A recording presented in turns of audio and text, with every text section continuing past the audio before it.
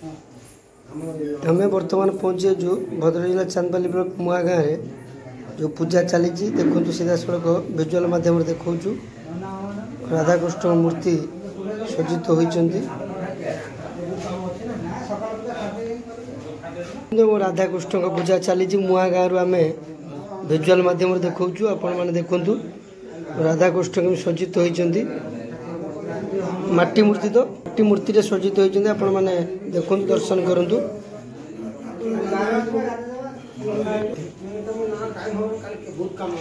मुआरू आम विजुआल पकाऊ भद्रक जिला चांदबाली ब्लॉक मुआ माने आरडी पंचायत मुआ गाँव जो पूजा चली गोपाल भाई माध्यम जो पूजा राधाकृष्ण पूजा चली आपण मैंने दर्शन करी कृपा लाभ करूँ ना कहले काशीनाथ बोले डाकना बुलू बुलू आई बोली प्राय डाकन जो आप राधाकृष्ण मूर्ति माटी मूर्ति पूजा करा जाउची आपनकर ग्राम रे केते माने केते वर्षर अनुष्ठान ये तो दीर्घ 60 वर्ष ऊर्ध्व अनुष्ठान 60 वर्षर ऊर्ध्व ताने अपन जो कहले माटी घर थिला माटी घरे आपनकर माटी घर कौन पूरा चाल घर टे नुआनिया घर सेतबेले बहुत कष्ट रे जो बाप गुसा सब पूजा करूथिले सेतबेले तो बहुत अभाव अनाटन भितर भी से माने पूजा को बजै रखिछे तापर धीरे धीरे ठाकुर दयार बहुत किसी परिवर्तन लोकंकर आसबार आस्ते आस्ते धीरे धीरे चाल घर आज मंदिर हो सारी मंदिर जो चाल घर मंदिर स्थापन हाँ सब तारी दया जो आप माटी मूर्ति पूजा सब आड़े तो आम देखुं विमान सज्जित हो पितल मूर्ति राधाकृष्ण माटी मूर्ति कहीं पूजा करमर यहाँ जो पूर्वपुरुष रही आमर जो चाल घर थिला बेले से माटी मूर्ति तैयारी करके बापा साहब पूजा कर आमर उद्यम अच्छी बापा साहब भी उद्यम थिला आमर ये जो 30-40 घर आमर गोपाल भाई मैंने रही एमानकर भी उद्यम अच्छी मंदिरटा कराला तापर फेर तार सेकेंड स्टेप जो समस्त शरीर पितल मूर्ति पूजा पाई मूर्ति हम तापर ब्राह्मण आसी रही से नीतिकांति करेंगे ये सब काम धीरे धीरे हवा समय लगे टे चेष्टा अच्छी समस्त चेष्टा जारी रही किसी ना किसी हम आपन जो कहले माने आपन कहले जे पुणा अनुष्ठान ये आस्ते आस्ते बढ़ुची बहुत बढ़िला आ जने भविष्य तो आउरी बढ़ी पारे समस्त बढ़िबो समस्त उद्यम आ समस्त सहयोग समस्त उद्यम समस्त हमर जो माने भी हमर भाई बापा भलमंद जो माने बाहर रहिचंती विदेश रहउचंती से ठीक दूल पुनेर आसी पहुंची एठी ठाकुरंगर सेवा करी उद्यम भी रखी खाइबा पीवा 5 दिन काल कम से कम 5 दिन गाँ टोटाल खाऊ खाइबा पीवा पूरा उत्सव पूरा अष्टपहरी कीर्तन होची तापर मेलोडी प्रोग्राम भी रोची ब्राह्मण 2 जन कंटिन्यू एठी पूजा अर्चना करुछंती सब रकम खुशी बासी लगुच बहुत खुशी बासी लगुच अष्टपहरी चलता आज अष्टपहरी समापन होम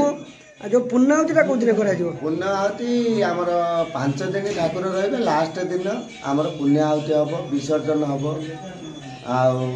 बना बना हम सब रकम पार्ट बाय पार्ट संध्या बेलू आम कार्यक्रम आरंभ हो होम हम फास्ट संध्या पूजा हम तापर होम हम होम है फेर स्त्री लोक मैंने आसवे से मैंने भी तादर बना बना करेंगे तापर आसी किसी समय गला फेर आमर पुण्यआहुति आरंभ हम पुण्यआहुति पर फेर लास्ट को विसर्जन हम ना कहले भजगोविंद बारी आज्ञा भजगोविंद बारी ये कौ ग्राम पूजा हो कौन पूजा करा मुआ ग्राम माने कौन आप गोपबंधु ना राधाकृष्ण मूर्ति पूजा करा राधाकृष्ण ये जो केते दिन धरी पूजा चलिबा कौन केमती पूजा करा 5 दिन पूजा करा 5 दिन धरी पूजा हो 5 दिन धरी पूजा हो दैनिक दिन जो कौन आप होम आरती आ कौन करा होम आरती ये सब दैनिक हो संध्या पूजा सकाळ पूजा विधि विधान पूजा सब हो मान सकाळ पूजा संध्या पूजा बुझे पूर्णमी दिन ठार कलश बुड़ला दिन 2:30 बेले ପୂର୍ଣ୍ଣିମା ଦିନ କଳସ ବସା ମାନେ ସବୁ କଳସ ବୁଡ଼ା ହେଇଥିଲା ପୂର୍ଣ୍ଣିମା ଦିନ କଳସ ହଳେ ଯାଉଡେ ବୁଲିଲା ତାପରେ ପୂଜା ପାଠ ସବୁ ହେଲା ଆଉ ଯୋଉ ଆପଣ ଯୋଉ କାଲି ମଙ୍ଗଳବାର ହବ ଯୋଉ କାଲି 5 ଦିନ ଧରି ପୂଜା ନା କାଲି ପୂର୍ଣ୍ଣିମା ଆରମ୍ଭ ହେଇଥିଲା କାଲି ଶେଷ ହବ ନା କି ଶେଷ ହବ କାଲି ପୂର୍ଣ୍ଣାବତୀ କାଲି ଶେଷ କାଲି ସବୁ ଆଉ ଯୋଉ ଆପଣ କହୁଛନ୍ତି ଅଗିରା ପୂର୍ଣ୍ଣିମା ଦିନ ମାଟି ଉଠାଯାଏ ଅଗିରା ପୂର୍ଣ୍ଣିମା ହଁ ଅଗିରା ମାସେ ରହେ ନା କି ମାସେ ତାହେଲେ ଆପଣ ଯୋଉ କହିଲେ ମାସ ଯାକର ଆପଣ କାର୍ଯ୍ୟଟା କାର୍ଯ୍ୟକ୍ରମ ଆମର ମାସେ ଠାରୁ ଇଏ ହେଇକି ଆରମ୍ଭ ହୁଏ ଆଉ ସବୁ ଆପଣ ମାନେ ମାନେ କଣ ମାନେ ଆର ପୂର୍ଣ୍ଣିମାକୁ ଏ ପୂର୍ଣ୍ଣିମା ଆର ଅଗିରା ପୂର୍ଣ୍ଣିମା କି ଦୋଳ ପୂର୍ଣ୍ଣିମା ସେଇଟା ଆପଣଙ୍କର ଫିକ୍ସ ରହିଯାଇଥାଏ ଗୋଟେ ମାସ ଭିତରେ ଆପଣ ସେଟା ଆମ ପରମ୍ପରା ରହିଛି ସବୁ ଆଉ ଏ ଯୋଉ ପୂଜା ଆପଣଙ୍କର ଯୋଉ ଗୋପାଳ ଭାଇ ମାନଙ୍କର ଯୋଉ ସହଯୋଗରେ ହଉଛି ନା କଣ କେମିତି ଆପଣ ପୂଜା ଆମେ 20-25 ଅଛୁ ମାନେ ସହଯୋଗ ସବୁ ସମସ୍ତେ ସହଯୋଗ ଦ୍ୱାରା କାମ ସବୁ ଆମର ହଉଛି ଆଉ କେମିତି ବାପ ଗୋସା ବମୁଳୁ ନା କଣ ଏଟା ପୂଜା ଆପଣଙ୍କର କେମିତି ସାଇରେ ପୂର୍ବପୁରୁଷରୁ ଆମର ଅଛି ରହିଛି ଏଇଟା ଆଉ ବେଳୁ ହଉଛି ପୂଜା ହଉଛି ଆଉ ପିତଳ ମୂର୍ତ୍ତି ହେଇନାହିଁ ଆଉ ନା ଆମେ ତ ଯୋଉ ଜାଗା ଯାଉଛୁ ଯୋଉ ମେଳା ବି ବୁଲୁଛୁ ଆମେ ଦେଖୁଛୁ ସବୁ ପିତଳ ମୂର୍ତ୍ତିରେ ବିମାନରେ ସଜ୍ଜିତ ହେଇକି ମାନେ ହଉଛି ତାଙ୍କର ପିତଳ ମୂର୍ତ୍ତି କରିଛନ୍ତି ଆମେ କରିପାରିନାଉ ଆଉ କଣ ମାଟି ମୂର୍ତ୍ତିରେ ଆପଣ ଯୋଉ କହିଲେ କରିକି ଆମର ପୂଜା ପାଠ ଏ ସବୁ ଚାଲିଛି ଆଉ ଯୋଉ ମନ୍ଦିର ଭିତରେ ତ ପୂଜା ହଉଛି ମନ୍ଦିରଟା କେତେ ବର୍ଷର ହବ ମନ୍ଦିର ହେଇଗଲାଣି ଆଜି 20 ବର୍ଷ ଖଣ୍ଡ ଆମର ମନ୍ଦିର ହେଇସାରିଲାଣି ମୂର୍ତ୍ତି ପୂଜା ଚାଲିଛି ଆମର ଟିକେ ନା କହିଲେ ରାଧାକାନ୍ତ ନାୟକ ଏଇ ଯୋଉ ଆପଣଙ୍କର ପୂଜା ହଉଛି ଯୋଉ ରାଧାକୃଷ୍ଣ ମୂର୍ତ୍ତି ପୂଜା କରାଯାଉଛି କଣ କହିବେ ଆମର ପୂର୍ବରୁ ଅଛି ରାଧାକୃଷ୍ଣ ମୂର୍ତ୍ତି ପୂଜା ମୂର୍ତ୍ତି ତ ନୁହେଁ ମାଟି ତିଆରି କରି ଆମର ପୂଜା ହୁଏ ମାଟି ମୂର୍ତ୍ତି ଆପଣ ପୂଜା ଆପଣଙ୍କର ଆମେ ଦେଖୁଛୁ ସବୁଆଡ଼େ ପିତ୍ତଳ ମୂର୍ତ୍ତି ପୂଜା ବିମାନ ସହିତ ସଜ୍ଜିତ ହେଇକି ପୂଜା ବିଧି କରାଯାଉଛି ଆପଣ ମାଟି ମୂର୍ତ୍ତିରେ କେମିତି ପୂଜା ଆପଣ କରୁଛନ୍ତି ଆଉ କେତେ ବର୍ଷର ପୂଜା ଅନୁଷ୍ଠାନ ଆମର ଇଏ 70 ବର୍ଷର ଅନୁଷ୍ଠାନ ତାପରେ ଆମେ ପିତ୍ତଳ ମୂର୍ତ୍ତି ଆଣିବାକୁ ଚେଷ୍ଟା କରୁଛୁ ମନ୍ଦିର କଲୁଣି ଆଗରୁ ଚାଳ ଘର ଥିଲା ବନ୍ଦ ହେଇଗଲାଣି ଧୀରେ ଧୀରେ ଆମେ ମାଟି ପିତ୍ତଳ ମୂର୍ତ୍ତି ଆଣି ପୂଜା କରିବ ତାହେଲେ ଆପଣ ଯୋଉ କହିଲେ ଆସ୍ତେ ଆସ୍ତେ ଆପଣଙ୍କର ସମସ୍ତଙ୍କ ସହଯୋଗରେ ଅନୁଷ୍ଠାନ ବଢିବ ନା କି ବଢୁଛି ଆଗକୁ ବଢିବ ମାନେ ଆଗରୁ ଥିଲା ଚାଳ ଘର ଏବେ ହେଲାଣି ପକ୍କା ମନ୍ଦିର ତାପରେ ପିତ୍ତଳ ମୂର୍ତ୍ତିରେ ପୂଜା କରିବା ପାଇଁ ଆପଣଙ୍କର ସମସ୍ତଙ୍କ ସହଯୋଗ ଉଦ୍ୟମ ଅଛି ସେ ଉଦ୍ୟମର କାର୍ଯ୍ୟଟା ସକ୍ସେସ୍ ମାନେ ଭଗବାନଙ୍କ ଚାହିଁଲେ ପୂରଣ ହେଇଯିବ ତାହେଲେ ଆପଣ ଯୋଉ କହିଲେ ସମସ୍ତଙ୍କ ଯୋଉ ଆପଣ ରହିଲେ 30-32 ଘର ସମସ୍ତଙ୍କ ସହଯୋଗରେ ସମସ୍ତଙ୍କ ଆପଣ ଯୋଉ କହିଲେ କଣ ଯିଏ ବାହାରେ ରହୁଛନ୍ତି ସେମାନେ ଆସୁଛନ୍ତି ନା ପୂର୍ଣ୍ଣିମା ପାଇଁ ସେମାନେ ଆସିଥାନ୍ତି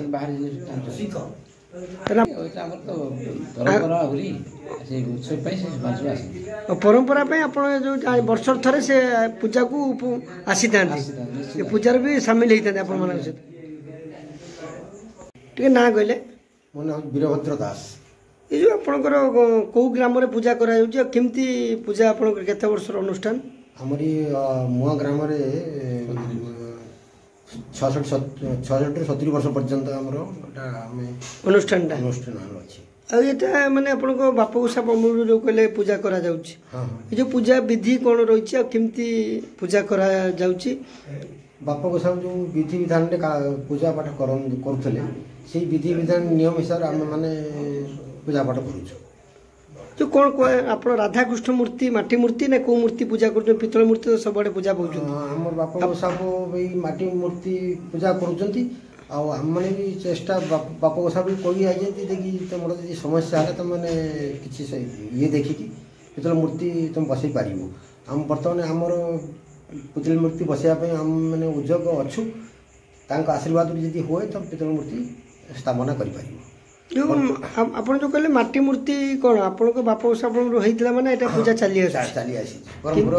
ପରମ୍ପରାଟା ଆଉ ଯୋଉ ଆପଣ କହିଲେ ପରମ୍ପରା ପୂଜା ଆମର ଅଗିରା ପୂର୍ଣ୍ଣିମାକି ଆମର ମାଟି ଉଠାଯାଏ ମାଟି ଉଠେଇକି ମାନେ ଏଠି ନେଇ ଆସନ୍ତି ସେଇ ମାଟି ରଖିକି ଜାଗର ପାଖରୁ ତାହେଲେ ଆପଣ ଯୋଉ କହିଲେ ପୂର୍ଣ୍ଣିମା ଆର ପୂର୍ଣ୍ଣିମା ଯୋଉ କହିଲେ ଅଗିରା ପୂର୍ଣ୍ଣିମା ଏ ପୂର୍ଣ୍ଣିମା ମାସେ ଗୋଟେ ମାସ ଭିତରେ ଆପଣ କଣ ସବୁ ପ୍ରସ୍ତୁତ ହେଇକି ଥାନ୍ତି ମାନେ ପୂଜା ପାଇଁ ପୂଜା ପାଇଁ ସମସ୍ତେ ମାନେ ଉପସ୍ଥିତି ରୁହନ୍ତି ଆଉ ଆମର 5 ଦେଶ ଆମ ମୂର୍ତ୍ତି ତିଆରି ହେବେ 5 ଭାଇ ଆମର ତୁମର ଅଛନ୍ତି ଯୋଉ ଆପଣ କେତେ ପରିବାର ଅଛନ୍ତି କେମିତି କ'ଣ ପୂଜା ଗୋପାଳ ଭାଇ ମାନଙ୍କ ପରିବାର ଯୋଉ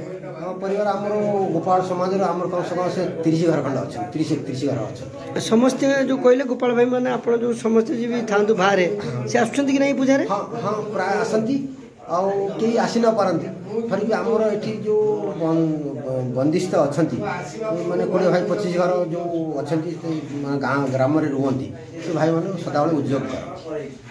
ରୁହନ୍ତି। ଆପଣ ଯେଉଁ କହିଲେ ପୂଜା ଆପଣଙ୍କର ବର୍ଷର ଥରେ ଆସିଥାଏ ଆପଣ ମାନେ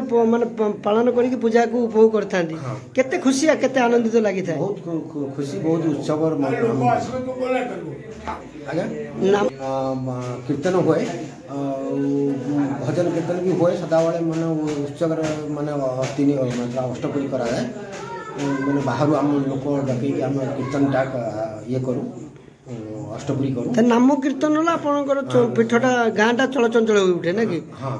ନାମ କୀର୍ତ୍ତନଟା ହୁଏ ସାଙ୍ଗେ ସାଙ୍ଗେ ତା ସଙ୍ଗେ ସାଙ୍ଗେ ଏଠି ଆମର ଗାୟା ବଜା ଭଲ ମନ୍ଦ ଏଠି ହୁଏ। ଆଉ ଯେଉଁ ହୋମ ଫୋମ ଆଉ ଯେଉଁ ଆଳତି ଫାଳତି ହୋମ ପ୍ରତିଦିନ ଠାକୁରଙ୍କ ପାଖରେ ବହି ପଢ଼ାଯାଏ ଆଉ ହୋମ ହୁଏ ସକାଳେ ପ୍ରାର୍ଥନା ହୁଏ ଆରତି ହୁଏ ଫେରେ ଦ୍ୱିପରେ ନୀତି ହୁଏ ସନ୍ଧ୍ୟାବେଳେ ସନ୍ଧ୍ୟା ଆରତି ହୁଏ ଫେରେ ତାପରେ ରାତିରେ ନୀତି ହୁଏ ଠାକୁରଙ୍କର ପୂଜା ବିଧି ଯେଉଁ ଭଳିଆ ହେବା କଥା କରାଯାଉଛି ନିଶ୍ଚିତ। ତାହେଲେ ଆପଣ ଯେଉଁ କହିଲେ ସମସ୍ତେ ପରିବାର ଆପଣଙ୍କ ସାହି ବନ୍ଧୁ ସମସ୍ତେ ପୂଜାକୁ ଉପଭୋଗ କରିଥାନ୍ତି ବନ୍ଧୁବାନ୍ଧବ ବି ଆସିଛନ୍ତି ବନ୍ଧୁବାନ୍ଧବ ଯାଆନ୍ତି ଗାଁର ପାଖ ପଡ଼ିଛି ଆମର ଗୋପାଳ ସମାଜ ଛାଡ଼ିକି ଆଉ ଯେଉଁ ଜାତି ଭାଇ ମାନେ ରହିଲେ ସବୁ ଉପସ୍ଥିତ ସମସ୍ତଙ୍କ ସହଯୋଗରେ ପୂଜା ହୁଏ ପାଳନ ହେଉଛି ସମସ୍ତେ ଉତ୍ସବ ବି ଆସନ୍ତି ବସନ୍ତି ଦେଖାଶୁଣା କରନ୍ତି ତାହେଲେ ଆପଣ ଯେଉଁ କରାହେଉଛି। ଟିକେ ନାଁ କହିଲେ? ଶ୍ରୀ ପଦ୍ମଲୋଚନ ପଣ୍ଡା। ଏ ଯେଉଁ ଆପଣ ମୁଆଁ ଗ୍ରାମରେ ପୂଜା କରୁଛନ୍ତି କେତେ ବର୍ଷ ହେଲାଣି ପୂଜା କରୁଛନ୍ତି ଆଉ କେମିତି କ'ଣ ପୂଜା କରୁଥିଲେ ଆଉ ଅନୁଷ୍ଠାନଟା କେତେ ବର୍ଷର ଅନୁଷ୍ଠାନ ଥିଲା? ଘଟ ପୂଜା ଥିଲା 2-3 ବର୍ଷ ପରେ ଫେରେ ମୂର୍ତ୍ତି ପୂଜା ହେଇ ଆସୁଛି ଆଜିକି 60-70 ବର୍ଷ ହେଇଗଲାଣି ଆଉ ପରମ୍ପରା ଭଲ ପୂଜାଟା ବି ହେଉଛି ଷୋଡ଼ଶ ପୂଜାର ପୂଜା ହେଉଛି ଯଜ୍ଞ ହେଉଛି 5 ଦିନ ଠାକୁର ଏଠି ପୂଜା କରୁଛନ୍ତି ଠାକୁର ପୂଜା ହେଉଛନ୍ତି। ଯେଉଁ ଆପଣ ପୂଜା କରୁଛନ୍ତି ଯେଉଁ ସବୁଆଡ଼େ ତ ଆମେ ଦେଖୁଛନ୍ତି ମାନେ ପିତ୍ତଳ ମୂର୍ତ୍ତିରେ ସଜ୍ଜିତ ହୋଇକି ପୂଜା କରାଯାଉଛି ଆଉ ଏଠି ମାଟି ମୂର୍ତ୍ତିରେ କେମିତି ପୂଜା ବିଧି କରାଯାଉଛି ଟିକେ କହିବେ? ବହୁ ଲୋକଙ୍କର ମତ ନା ଆମେ ଯେଉଁ ବିମାନ ଦେଖୁଛନ୍ତି ଯେଉଁ ସଜ୍ଜିତ ହେଇଛନ୍ତି ସବୁ ପିତ୍ତଳ ମାନେ ମୂର୍ତ୍ତିରେ ବିମାନ ସଜ୍ଜିତ ହେଇକି ମାନେ ପୂଜା ବିଧି କରାଯାଉଛି ସେ ତ ସବୁ ତୁମର ଠାକୁର ବୁଲନ୍ତି ନବମୀ ଠାରୁ ଦଶମୀ ଏକାଦଶୀ ପର୍ଯ୍ୟନ୍ତ ସେ ଯେଉଁ ପିତ୍ତଳ ମୂର୍ତ୍ତି ରାଧା ଦାମୋଦର କିମ୍ବା ଏଇ ମାଟି ମୂର୍ତ୍ତିର ପୂଜା ଯେଉଁମାନଙ୍କର ପିତ୍ତଳ ମୂର୍ତ୍ତି ଅଛି ସେ ସେଦିନ ସମସ୍ତେ ଘଟ ବଢ଼ା ସମୟକୁ ସେ ନେଇକି ବୁଲାନ୍ତି ତାପରେ ଘଟ ଆସି ସାରିଲା ପରେ ସେ ମେଣ୍ଢା ଘର ପୋଡ଼ାଯାଏ ଠାକୁର ପ୍ରବେଶ ହୁଅନ୍ତି ମହାସ୍ନାନ କରନ୍ତି ତାପରେ ପୂଜା ଚାଲେ ଆଉ କ'ଣ ଜୀବନ୍ୟାସ ପ୍ରାଣ ପ୍ରତିଷ୍ଠା ଯେଉଁ ହୋମ ଆଳତି ଆଉ ଯେଉଁ ଷୋଡ଼ଶୋପଚାର ପୂଜା ଆପଣଙ୍କର ଯେଉଁ କଳସ ଶୋଭାଯାତ୍ରା କେତେ ମାନେ 5 ଦିନ ଧରି ପୂଜା ଆରମ୍ଭ ହେଇଥିଲା କଳସ ବୁଡ଼ାଟା ପ୍ରଥମ ଦିନ ପୂର୍ଣ୍ଣମୀ ଦିନ ଶେଷ ଯାତ୍ରା ହୁଏ କଳସଟା ମାନେ ବୁଡ଼େଇଥିଲେ ପୂର୍ଣ୍ଣିମା ଦିନ ଶେଷ ହବ ଯେଉଁ ଆପଣଙ୍କର ଇଏ ଦିନ 5 ଦିନ ପରେ ଶେଷ ହବ ଯେଉଁ ପୂର୍ଣ୍ଣାହୁତି ହୁଏ ସପ୍ତବ୍ରତୀ ବନ୍ଦାପନା ସ୍ତ୍ରୀ ଲୋକମାନେ କରନ୍ତି